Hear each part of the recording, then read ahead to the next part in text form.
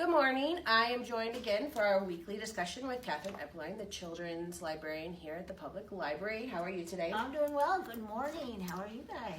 So we have our 2 book recommendations for this week, but first, what's happening this week with you? Well, this is our last week before Storytime start, and as many of you know, for our summer reading program, the kids get to vote for their favorite colors, and I dye my hair one color for the first 1,000 kids that sign up for the summer reading program. We add another color, and I know previously I said that we had 1,317 kids sign up, so later today I'm getting my hair dyed 4 colors, and then this week I am going to spend lunch visiting all the elementary schools. So I will be one day at Dakota Prairie, one day at Hillcrest, one at Medairy, and one at Camelot. I know last week was the public show that was very successful. And then next week, where do you go to sign up for all these classes next week? You can sign up for like our story times. You just come in, no registration required. For our music classes, you can either just stop by the library or call, and we can get you registered for our music class. And then, not next week, but the week after will be our first family science night. Nice. So next week, I'll tell you guys a little bit more about that. Ooh, that would be good. So at the Arts Council this week, today we have at noon our Dine and Discuss, where we have you bring in your own lunch, and we have kind of a discussion about some of the arts. We have Nick and Joni today that's coming in and talking about their literacy program, where they donate a book to every first grader at all the elementary schools every year. And then they also have a music scholarship that they give to the university, and so just kind of their community involvement. Tonight we start our theater classes for kids, so there's still time to register for those. Tomorrow night we have our fall planter, but it is sold out. That was a really popular one. Thursday night we have tennis shoe design. So you get to bring in, we have white canvas tennis shoes for you, and you get to learn how to paint them and everything like that. And then Saturday we're back to ukulele classes as well as our guitar classes. So it's a busy week at the Arts Council this week. For my book this week, I chose The Remarkable Farkle McBride. This is written by John Lithgow, who is so good. Isn't there like a manatee book here too? Oh, that's yes, so he's good? done, the manatee book. He's also done Marsupial Sue. Okay.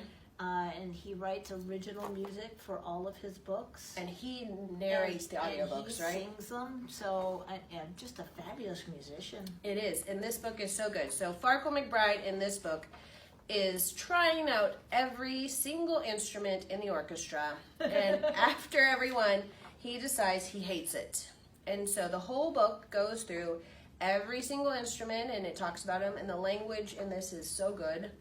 And then at the very end, he decides that he's going to give up on instruments in general, and he has decided he's going to be the conductor of the orchestra at the very end. And so it talks about the sounds of all the instruments, but also at the very end how they all work together. So a really, really good book that is quite, and we can get this one at the library, right? Oh, definitely. And all of John Lithgow's books, we actually have them with our audio books because they have the CD, because like I said, he writes original music to go with all of his books, which is just wonderful really, to really listen good. to. Yeah. Very multi-talented individual. Which one did you bring today? This is a very unusual book. This one I don't keep in the picture book section. This is with our folk and fairy tales. This is called Gobble You Up.